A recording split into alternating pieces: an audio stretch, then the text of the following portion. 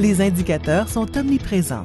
Sur le tableau de bord de votre voiture, des indicateurs vous alertent d'un problème mécanique potentiel. Vous avez un cellulaire ou une tablette? Une icône vous indique la charge de la pile et le temps qu'il vous reste avant de devoir recharger. À l'échelle d'un pays, le taux de chômage, le produit intérieur brut et l'indice des prix à la consommation, par exemple, sont des indicateurs de la santé économique. D'autres indicateurs nous renseignent plutôt sur les gens qui y vivent, comme les taux d'itinérance, d'instruction, d'alphabétisme ou de revenus. Vous me suivez?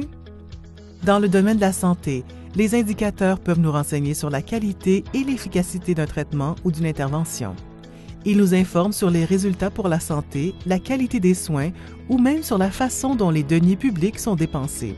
Mais qu'est-ce qu'un indicateur au juste? Un indicateur, un peu comme un drapeau qui attire l'attention sur ce qui se passe, suscite des questions. Des questions comme « Que veut dire ce chiffre?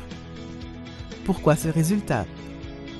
Les tendances indiquent-elles une amélioration au fil du temps? Les soins sont-ils appropriés? Avons-nous de bons résultats comparativement aux points de référence, à nos homologues ou aux autres?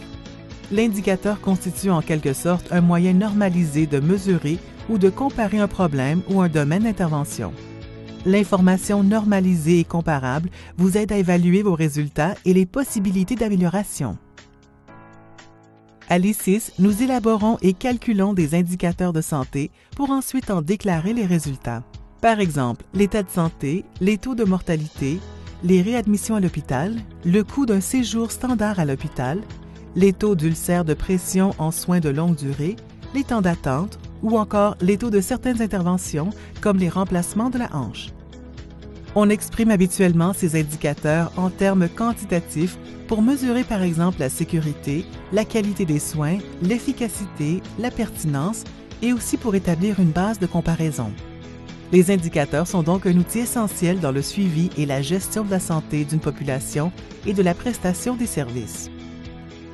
À tous les échelons, ils aident à comprendre la performance, à l'échelle du pays, d'une région, d'un organisme et même d'un programme.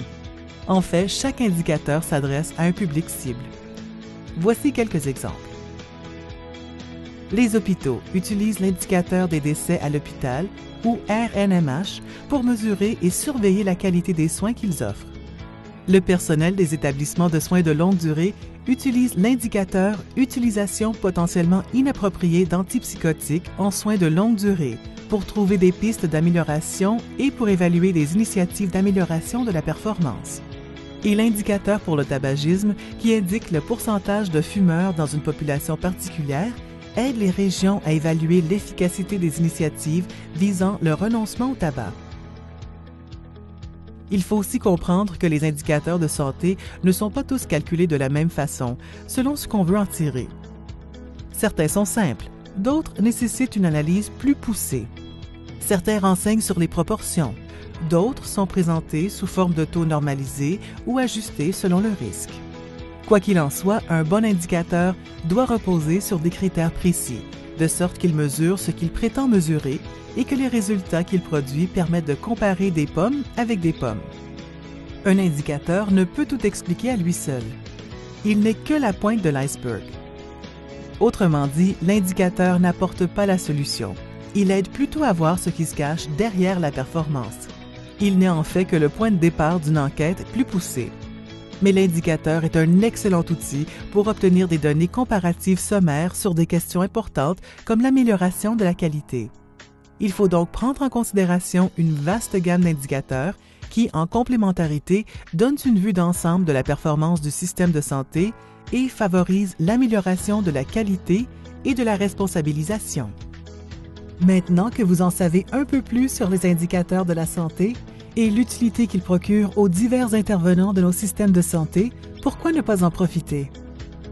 Visitez le site web de l'ICIS et informez-vous au sujet des indicateurs, des données et des outils que nous fournissons afin de vous aider à prendre de meilleures décisions pour des Canadiens en meilleure santé.